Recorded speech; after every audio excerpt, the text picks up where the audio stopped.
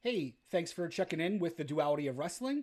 My name is Christian, and today we're going to be looking at the Women's Owen Hart Foundation Tournament to try to see if we can make sense of this bracket that is very different from the men's bracket, as I mentioned, and try to see what we can expect coming out of the first round matchups and going all the way through to the finals at Forbidden Door. So let's start off in the same way we do with the men's. We'll start off with the match in this case that's going to be planned for Double or Nothing this Sunday in New York.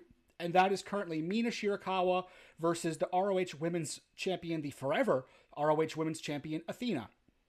This match, I think, is probably the most polarizing for people who have been analyzing this bracket. A lot of people want to see both of these women elevated. A lot of people, I'm not necessarily one of them, I'll be honest with you in that, want to see Mina Shirakawa be elevated. I don't think she's ready. I think she would benefit from maybe a really strong run in Ring of Honor, getting her more reps, getting her more time in front of an American audience, more time cutting promos. I just don't see her as ready for the spotlight yet, but I know a lot of other people do, and that's okay. That's the fun part about wrestling is we can, disagree on our evaluations and still enjoy the product. So her opponent at Double or Nothing is the ROH Women's Champion Athena, who has been the holder of that championship, not just seemingly forever, almost forever. I can't remember who the ROH Women's Champion was before Athena. So she has turned back every comer possible. She has, had some pretty prominent placement in AEW booking when she has been on the show, most notably in the women's tag team tournament last year, as well as facing Toni Storm for the AEW Women's World Championship last year, although albeit in an unsuccessful fashion. Now, I think the dynamic of this tournament changed a great deal when Willow Nightingale recently was forced to not only pull out of the tournament, but relinquish her TBS championship. A lot of people, I think, had put Willow in the driver's seat for this tournament. I wasn't one of them. To me, in looking at this bracket head to toe when it was first released, my opinion stays pretty much the same, and I think Athena is the woman who makes the most sense to elevate here and move towards the challenge at All In against Tekla or whoever the women's champion may be at that time. Now, we do have a wild card thrown in the mix, but for right now, we're just looking at the Mina Shirakawa versus Athena match at Double or Nothing. I don't see any way Athena loses that match. She has consistently been booked very, very strongly, whereas Mina Shirakawa has been up and down. I think Athena is the overall better wrestler. To me, I still think the O-Face Eclipse, whatever you want to call it, is one of my favorite moves in wrestling to watch. It is so impactful, from a visual perspective. I'm glad it's been protected the way it has, almost like a mini one-winged angel or Black Arrow. It's really kept propelling Athena to the top. Athena has just been a great character in general, so I think Athena is the one that moves on here. And then let's see who her potential opponents might be, because on the same side of the bracket in the first round, we've got Sky Blue taking on Sari. And this is the first of several aspects of this bracket that make it feel very international, and to me make it feel very appropriate that it's culminating at Forbidden Door, because this bracket has a lot of international flair, and it starts here. So obviously Sky Blue is a regular AEW homegrown talent, now a part of the Triangle of Madness faction, but who's never really gotten individual flowers on her own. Her compatriot and tag team partner in Sisters of Sin, Julia Hart, was in this tournament last year in a first round matchup against Mercedes Moné that I got to witness live at last year's Dynamite in Philadelphia. And it was a way better match than I anticipated it being. And I like both of those two women. So I'm hoping that I will get pleasantly surprised here, especially because I'm not only a big Sky Blue and Sisters of Sin Triangle of Madness guy, but I also am coming in very fresh in the respect of I don't know very much about Sari. I know she is very well thought of coming in as a wrestler from overseas. I just am not particularly familiar. I don't watch a lot of Japanese wrestling. I don't watch a lot of Stardom or NJPW or anything like that. I'll be very upfront in admitting that. I try to follow what I can, but it's a little bit tough in terms of the mental load involved of following 4 hours of AEW TV a week, occasionally following WWE, a little bit per week, following up with news across multiple promotions to see what impacts AEW. So I'll be the first to admit I don't know a great deal about Suri, and there is another, that's not the only time this is going to happen in this bracket, so please, I hope you forgive me for that. But that means I'm going to go in with a really open mind. I'm really interested to see what someone with the hype of Suri can do against, someone who has been continuously improving their craft like Sky Blue. But I do think Sky Blue is going to be who goes over here. I think she put on a great showing at Blood and Guts last year in the women's match. I really thought that would be a star-making performance for her. That didn't really end up happening. The momentum wasn't carried forward. So I'd really like to see her get the win here. And maybe that's my own bias because I am personally a fan of hers and, her gimmick and the faction. And I also don't know a great deal about Suri, so I'm kind of going with the devil I know versus the devil I don't. I will take, the counter argument to say that Suri does have a relatively high profile for a non-AEW women's wrestler. So I don't think it's impossible that Suri could go over, and I could even see there being logic behind it, especially as, we move towards an international pay-per-view like a Forbidden Door. But I don't think that the winner of this match gets out of the second round anyway, because I think Athena is going to steamroll whoever wins this match.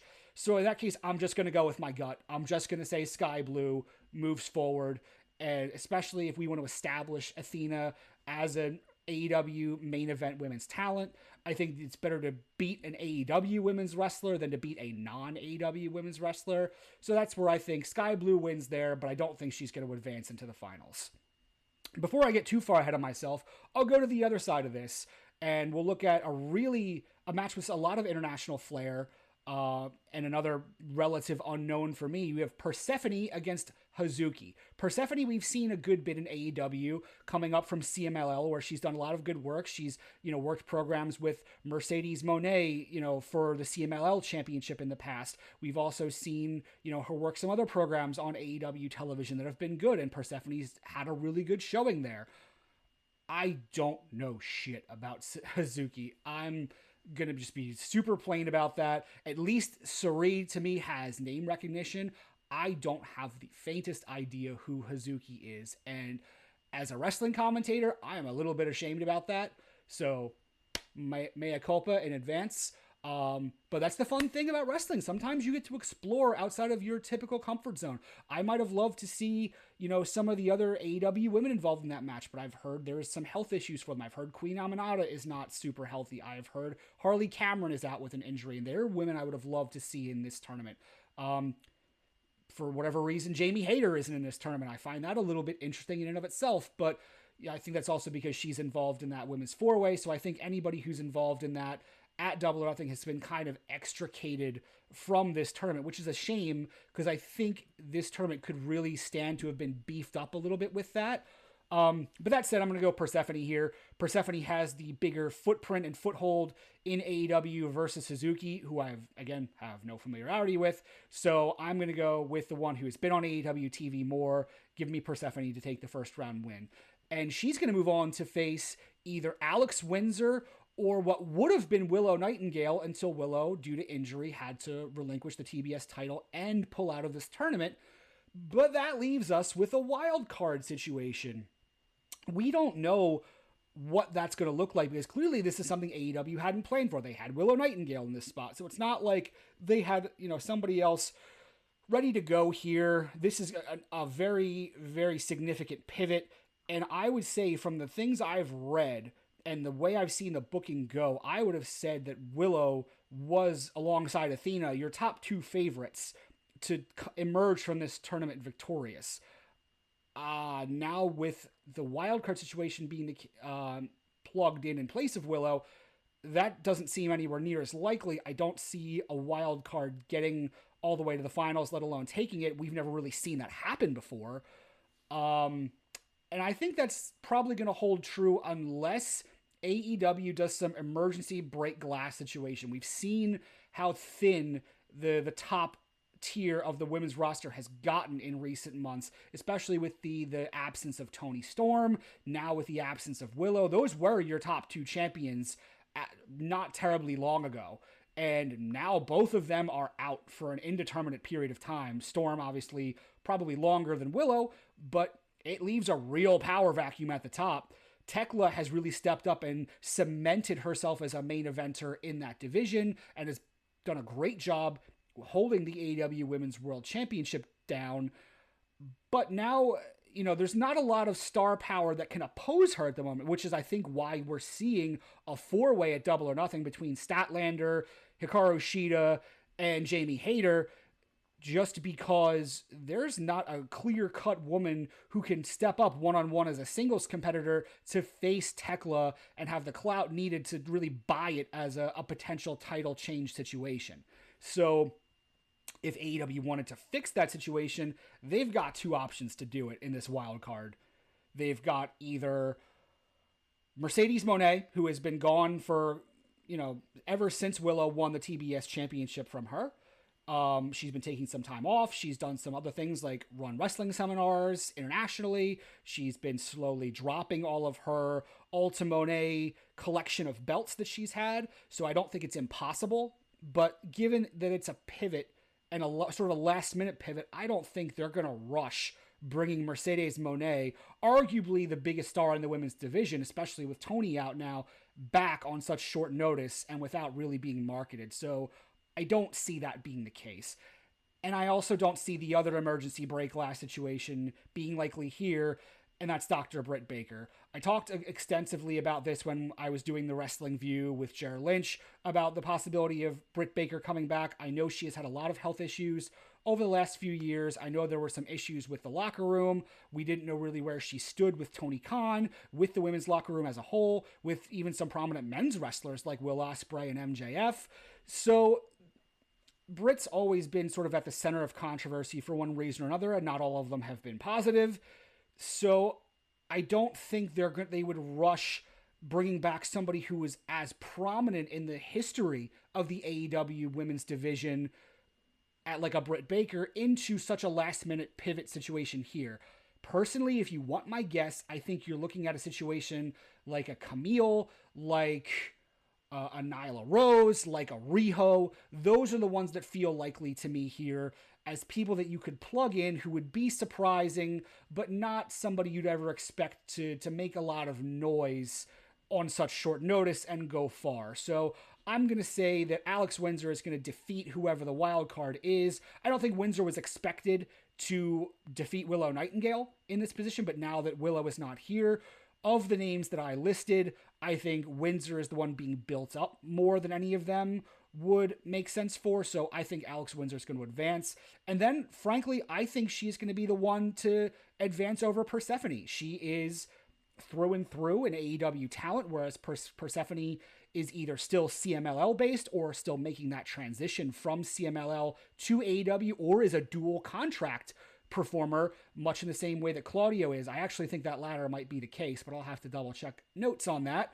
But in any event, Alex Windsor is, going to be a hometown favorite. That's somebody that England can get behind in what I think will be a losing effort, ultimately. But I think that they would want her to be in a situation that she could be believed to be heading on to England. So I think she's going to be the one that topples Persephone here in the second round and will go to the finals to face Athena.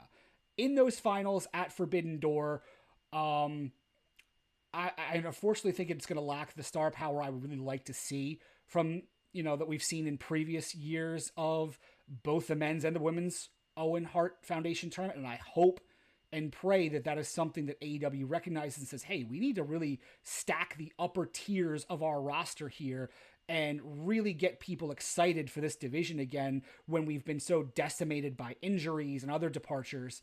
And I think that, pushing somebody like Athena can really do that, especially given what she's done in Ring of Honor and how good she is in the ring. I think Athena is still your logical choice here. I think she gets the win at Forbidden Door and over Alex Windsor, and will be the one to move on to challenge Tekla or whoever holds the women's championship at All In. Now, I don't know if that means Athena is going to be a baby face here. I don't know if that means Tekla somehow turns face. I can't see it because she is killing it so well as a heel right now. But I do think that Athena is going to be the one who challenges for the AEW Women's World Title at All In by winning the Owen Hart Foundation Women's Tournament. Please, again, as we do with the men's, let me know in the comments what you think. Am I right on? Does you feel like Athena is the winner to you? Am I off base? Are there other matches that you would see going a different way? Do you want to rag me rightfully for not knowing shit about Hazuki or Sari? If so, let me hear it. I'd love to, get some resources to learn more about these competitors. So please, I am not a stranger. I would not take offense to being educated. So please, by all means, have at it. But thank you so much for watching. I really appreciate you checking out my overview of the men's and women's Owen Hart Foundation Tournament. And I will see you when we do the AEW Double or Nothing preview very shortly. Again, I'm Christian for the Duality of Wrestling. See you on the next one.